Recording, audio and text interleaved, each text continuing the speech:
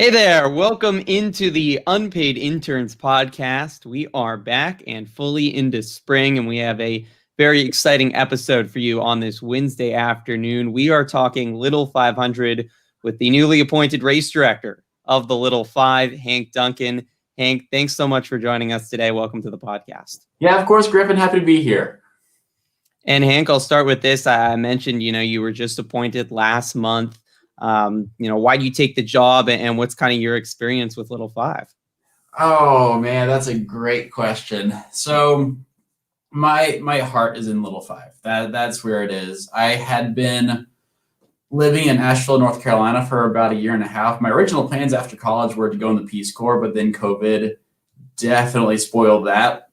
But I've been in Asheville in the mountains for the past year or so, and this has always been in the back of my mind of what if. I think it'd be such a cool position to be back in Bloomington and really have a voice in the Little 500. And when it came calling, I couldn't pass it up.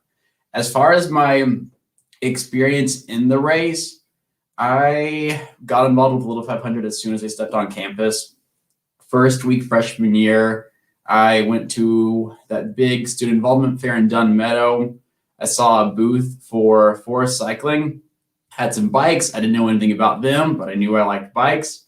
Signed my name up, and the rest is history. I started training with them freshman and sophomore year, but a few crashes really hindered that. So I ended up just student coaching for those 2 years, got involved on the non-riding aspect, but then junior and senior year, I went full bore. I trained my heart out for this race, and both my races, we had some bad luck and kind of disappointing of what happened in the race, but those experiences were absolutely unforgettable. Had an unbelievable time being involved with the race and the community, and Riders Council my senior year was just such a great experience. Those group of people and meeting everybody else in the community that way, it's an amazing experience. The Little Five definitely has my heart, and I'm so excited to be back in Bloomington. What is it, for you that you find that makes this event so special? Obviously so special for you that, you were kind of willing to drop everything when the position opened up and come back to Bloomington and run it. It's the fact that it's not just about a cycling race, it's about the community behind it. Most bike races or any sporting event out there, you have your team, you're competing against opponents throughout the year. This event, you are training with your opponents. You are riding around Bloomington with your opponents. You're hanging out with your opponents. It's all one big community. And yes, on that one day in April, you want to beat each other. Don't get me wrong. I wanted to beat my friends on the track, but those other 364 days out there, we were buds. We hung out. We went to bars together. We had so much fun, and that's what it's about. It's not just about winning a cycling race. It's about this whole community and coming together to share something that we love. In terms for you, I imagine it's been a whirlwind last couple of weeks. You kind of jumped in right in the fire. Obviously, we'll get into some of the changes for Little 500 this year, but just a couple of weeks ago, had the individual time trials, and then just last weekend, the second event of the Spring Series in the team pursuit. How so far has it been being director, and how do you feel like these first couple Spring Series events have gone? Obviously, in very different conditions than when you were racing in them. Sure. I mean, you said it yourself. It's a whirlwind, and that's exactly what it's been. I knew I would be stepping into the fire as soon as I got in, and that's exactly what it's been. It's been great, don't get me wrong, but it's been a lot trying to just get caught up with everything since I've been out of the loop for about 2 years now. That said, all of the riders in the community has made it worth it. I've gotten so much positive feedback from riders and alums, just saying that I've been doing a great job, and that makes it worth it. Seeing those riders out on the track race, pour their hearts out into this bike race, makes it all worth it. And ITTs and Team Pursuit last week, we had some weather problems, but obviously you can't help that. Other than that, I'm happy with how it went. I know there are improvements to be made, a lot of these volunteers, they've never even seen the race before. This is their first time doing it as well. So it wasn't perfect, but I'm happy overall with how it went. It went smoothly according to schedule for the most part. And it was just so much fun seeing all those riders out there race again for the first time really in about 2 years. Now, I mentioned that the race date was moved back, traditionally held in a Saturday weekend in late April, was scheduled originally to be April 23rd and 24th, moved back to a Wednesday in May on the 26th. I know you weren't involved at all in this decision. You just took over in director, but to your understanding, why was this decision made, and what impact does it have on the race and everything that goes on around it? Everything around those decisions were about safety and keeping the community, the riders, the fans safe. Obviously, I wasn't involved in those decisions, but I'm here to keep the show moving, move forward, and just make as smooth and safe of a race as possible. And so far, I think we're doing a good job about that. I know there's been a little bit of frustration from some people in the community and some riders of moving back the race. You know, it's obviously taking place on a Wednesday. Fans and family members aren't being allowed, and it's, you know, nearly 4 weeks after graduation. What are some of the difficulties that riders are dealing with, and have you had some discussions or way to resolve some of these issues? Yeah, it's not a perfect situation. It's never gonna be. The main concern on our end before I got hired on was just getting a race in the first place. And that happened. That was the main hurdle. And we checked that box off, and we're happy about that. I'm just excited. I've been talking to riders out there, and they are really excited to just be on the track and ride, whether it's in April or May. As far as some difficulties with that, of course, some riders have jobs, internships during the summer. Housing is a problem. As far as what we're doing on our end, we are offering weekend-made track practice in the mornings, afternoons. We are sending it out to riders to see when they want to ride, when they're available, to get that necessary practice time in before the race so they can get that track practice. And then for housing, we partnered with the IMU, and we're going to offer some housing options for students if they say they're in a Greek house or in a residence hall with after finals week. That's not longer an option for them. So we're partnering with the IMU to offer some housing options throughout May before the race. Now, in terms of the race being moved, there were some changes as well. Traditional qualifying, typically known as quals, didn't happen this year, and kind of the race format, the race lineup replaced by just this weekend's events in the team pursuit. How does that kind of change the approach? Is these riders were going into the spring season, and how the lineup will look, in May on that Wednesday? So traditionally,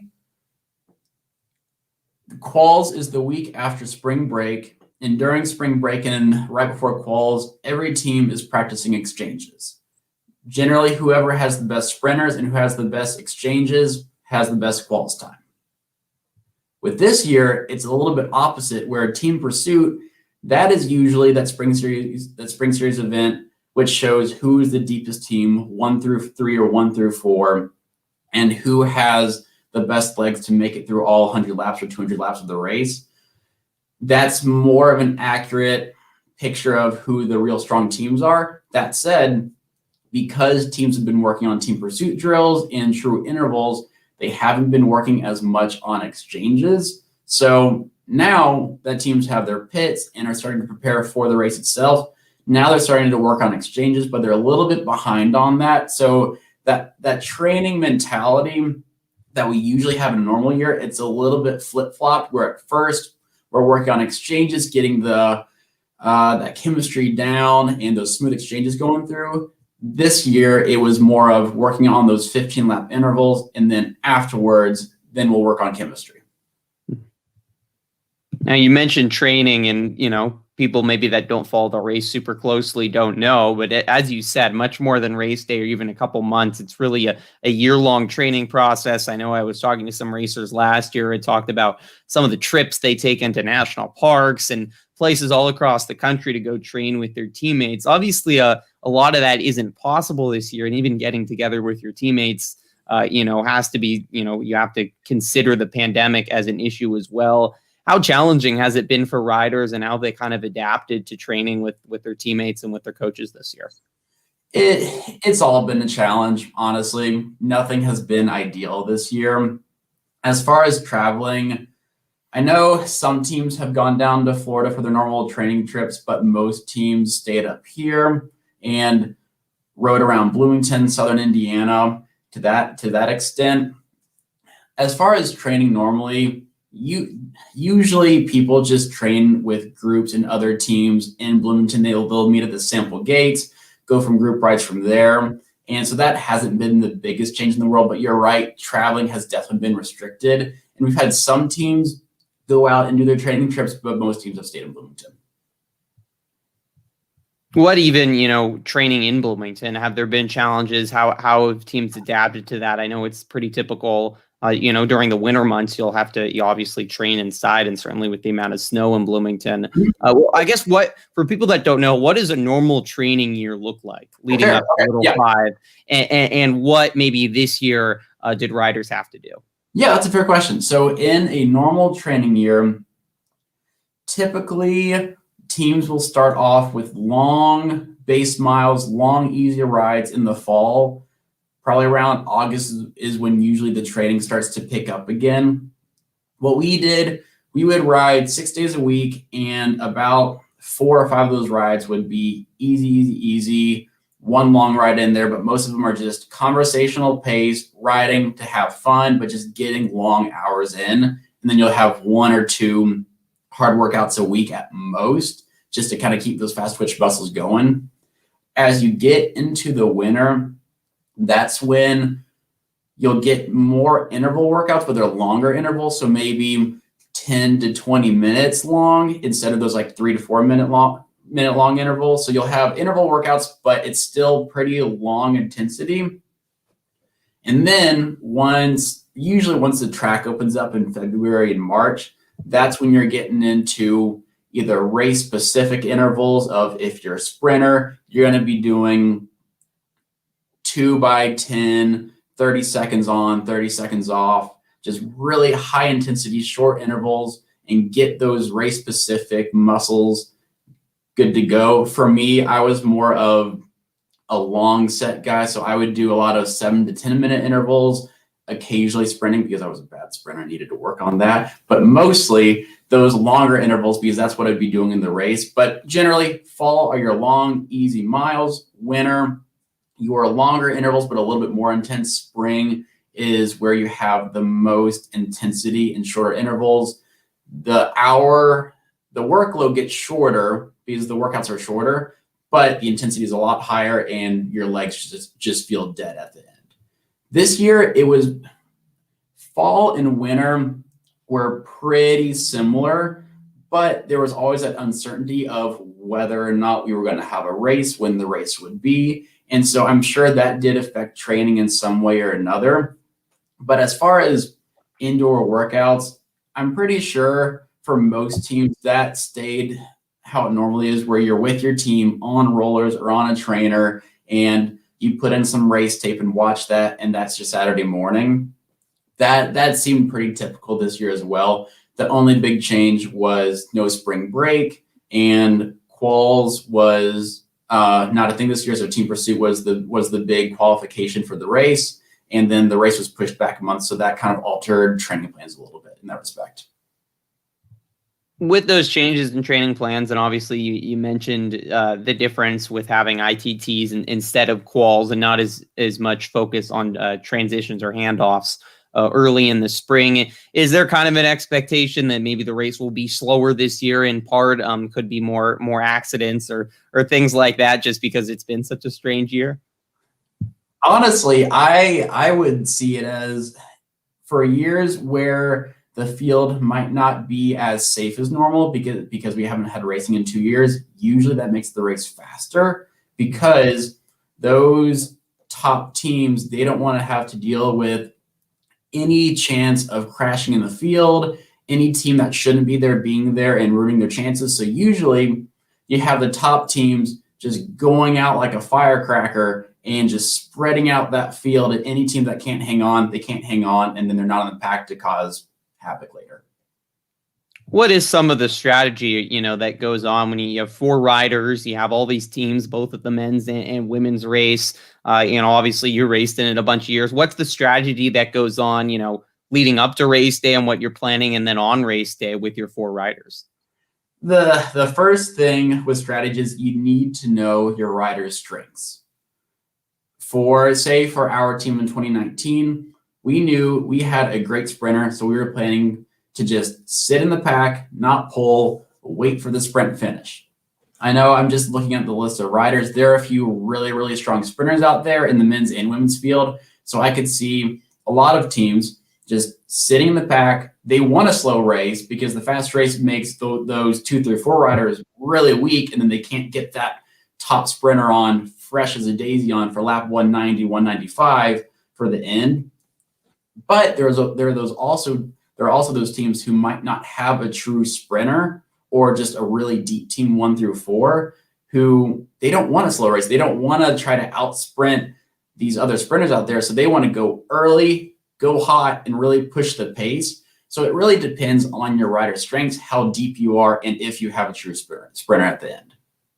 Very interesting. Now, I know another factor playing into this year's race, teams, the race is not full in terms of men's teams or women's teams. Why is that happening this year, and how does that kind of affect the race? I think also teams didn't have a full team. They had less than 3 riders. They were actually able to combine their teams as well. Mm-hmm. So the reason behind the smaller fields this year, it's honestly because we didn't have a race last year. That gap of a year really blew out a lot of momentum for this race and getting possibly new freshmen, new students at IU to get involved with the team, because they didn't see the race, they didn't know it was happening, they just don't know about it. This year, kind of the same thing, because there was an uncertainty behind having a race or not. And now that we're having it, people are excited and ready to go, but usually the recruiting happens in the fall, and for sororities in the winter and early spring. At that point, we didn't really have a decision at that point either. So new riders just weren't really folded into the mix this year. And that's why having a race this year was so crucial to keeping this race alive, because new students and possible riders can see the 2021 Little 500, see what it means to all these people in the community, and next year grow this field out again. Are there other, recruiting tactics or other things you're going to try to do, especially in that next year, to try to expand the race, and bounce back kind of? Definitely. And that's one thing that I actually met with somebody about this morning. And that's one thing that I really want to get in the works before graduation, is reaching out to any possible organization who could fund a Little 500 team. That could be residence halls, Greek houses, or just local businesses in Bloomington who want to support the Little 500. Riders will come. Riders will always ride. We just need the money behind the team to give them the equipment, the knowledge, the coaching, and the registration fee for the bikes to get into the race. There are so many barriers to entry in the sport of cycling. It's not the cheapest sport in the world. And where I am right now, I want to expand this community, reduce the barriers to entry, and allow these riders who want to ride to find a team and be able to train for this race without having to worry about all the funds and money involved with it. I know you mentioned you were on Forest, and I actually did a little research last year, a little video, talked to the Forest team. Know they're the last remaining dormitory males team, and then Teeter on the women's side, the only remaining dormitory team on the women's side, and that's changed over the years. It's now primarily fraternities and sororities sponsoring, as well as local businesses. Is there an effort to potentially try to get more teams into dorm life, as you were part of one, and why has that changed over the course of the last 20-30 years? From my perspective, yes, I want to get more residence hall teams involved with the race. That's always been a close issue to my heart. And when I was a senior on Riders Council, I actually did. I reached out to different residence halls and pitched a bike team, and a few of them responded, and I got funding for a ride team, which didn't happen because of COVID. But yes, that has always been a passionate issue of mine, of getting the residence hall teams back in the race, reviving them, because you have a new student population there of thousands of people who want to join clubs. They want to join different organizations at IU. Make a bike team. The Little 500 is a great event to make friends. Most of my best friends from college are from the Little 500. So yes, I would absolutely love to get more residence hall teams into the field.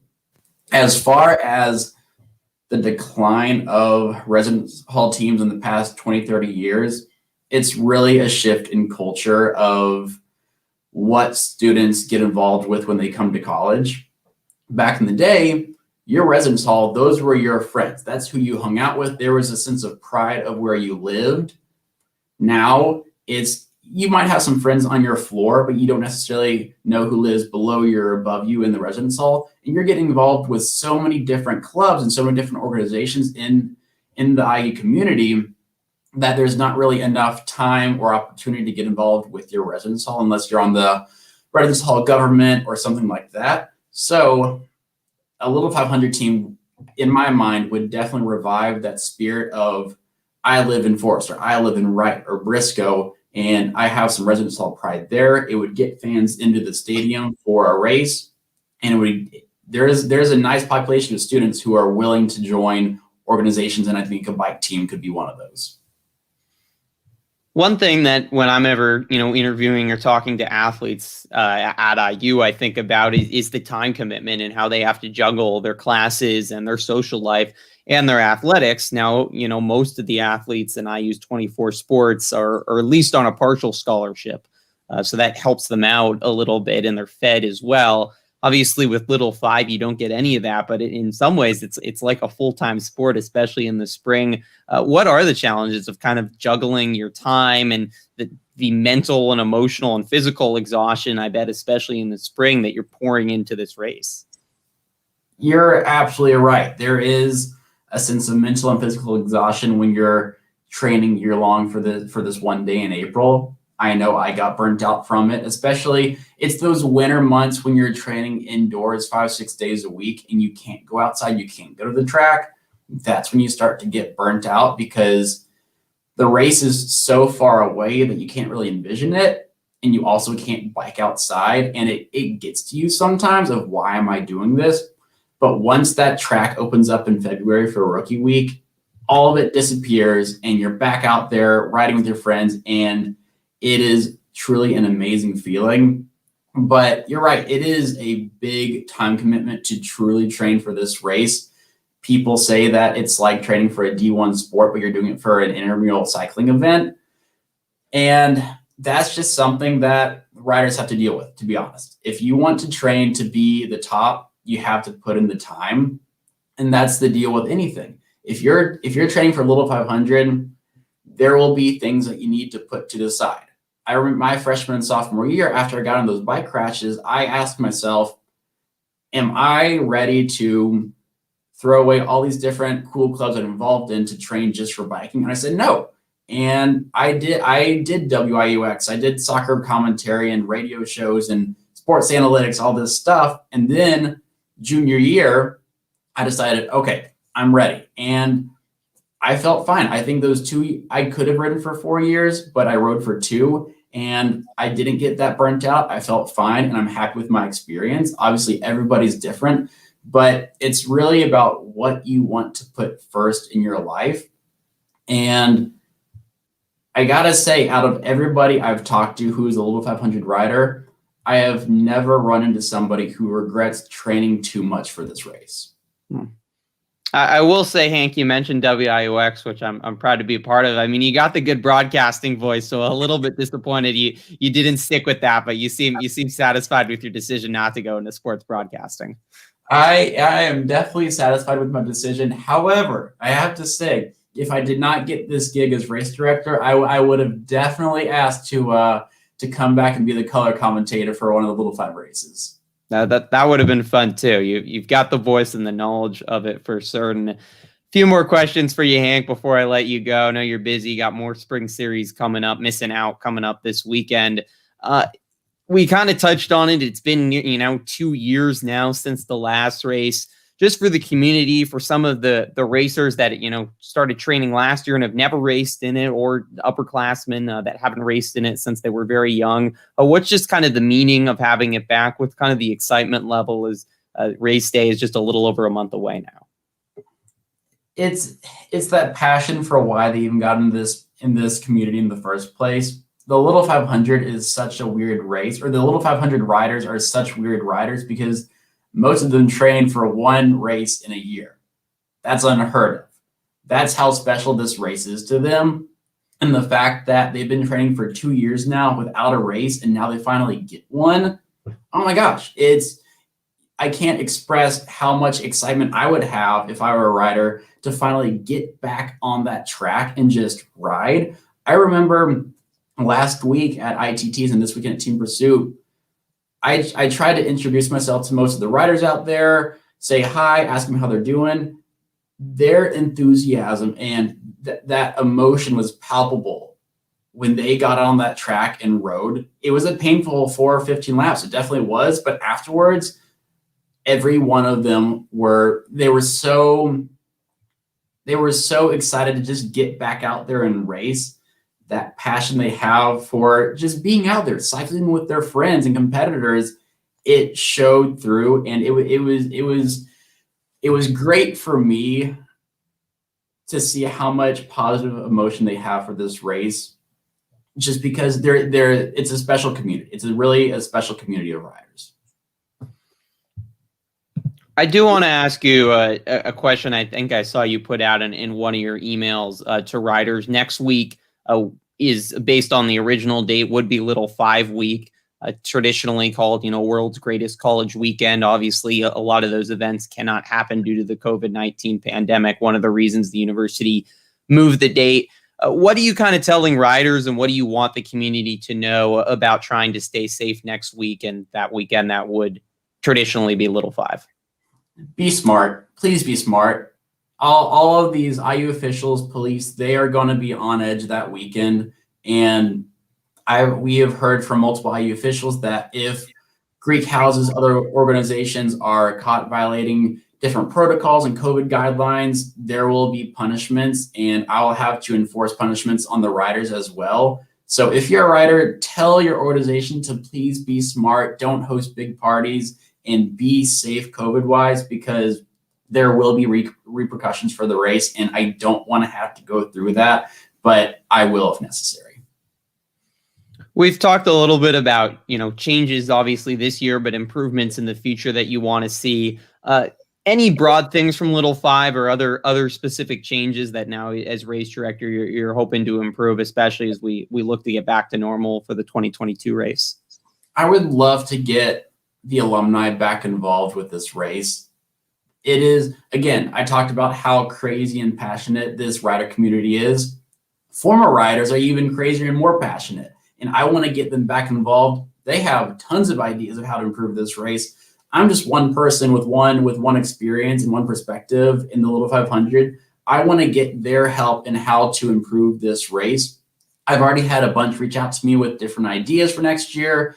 We have preliminarily an alumni race, an alumni event in the fall coming up. So I want to meet them. I want to talk to them. And I would love to get former riders, former coaches, former steering committee, and IUSF volunteers back involved in the fold and see them again and get them a part of this community. Last question for you, Hank, and then I'll let you go. I mean, you mentioned you raced for 2 years, or part of Forest Cycling for 4 years. Just wondering if you have a favorite story or memory from your time involved in Little 5. That's a great question. I would say I have a few stories, but non-race wise, it would have to be our winter training trip my senior year. We went down to a little tiny town in Alabama in the Talladega Mountains there. And stayed in a cabin, no cell service for a week, and we just went on rides every day, killed ourselves out on the road, and then we came back, and I brought down Risk, and they had never played it before, but they got so into it, and we probably played about 10 games of Risk that week. But just spending that week with the team was absolutely incredible. I wouldn't trade it for anything in the world. It was just a week in early January that we got to go down south and have a good time biking, but that team bonding was pretty unforgettable.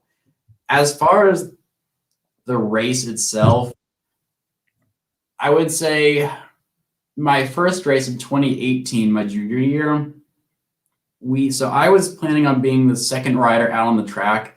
And right before the race, I was getting pretty nervous because I'd never been out there before. And one of my senior teammates, Jonathan Steamport, kind of tried to calm me down and goes, Hank, look, it's such an easy race the first 150 laps. You'll look up and you're like, oh, it's 175. And you're just there. You haven't really used a lot of energy. You're fine. It's chill. Just go out, have some fun, and be in the pack, stay safe. I'm like, all right, that's cool. Lap 6, our first rider crashes and gets over a half lap down from the pack. He goes out. I come in like about 2/3 of a lap down and try to ITT it back up to the pack. And I got it back to the pack, and I got out of the race, and I was just absolutely furious with him because he's trying to like calm me down, saying, "Oh, it's such an easy race," and I just burned so many of my matches on my first ever Little 5 set. Oh, it was great, but it was just such a polar opposite of from what he said would happen. Well, a lot of fun stories, and always you expect the unexpected in sports, and certainly in the Little 500. And Hank, really appreciate your time coming on today. Your passion for the race shines through, and we're looking forward to watching the race next month. Thanks so much, Griffin. Appreciate it. Thanks, Hank.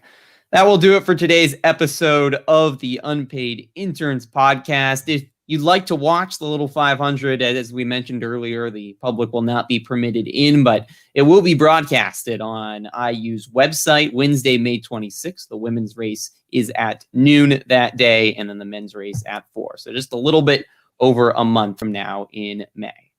Coming up on Friday, we'll have another great episode. John Blau will be joining to kind of recap the year in IU athletics. It's certainly been an exciting year for Hoosier athletics. That'll be live on the IU Sports Media YouTube and Twitter page at 12:30 on Friday. That will do it for today's episode. For Hank Duncan, I'm Griffin Epstein. You can check out all our past episodes on the IU Sports Media YouTube page, and have a great rest of your day.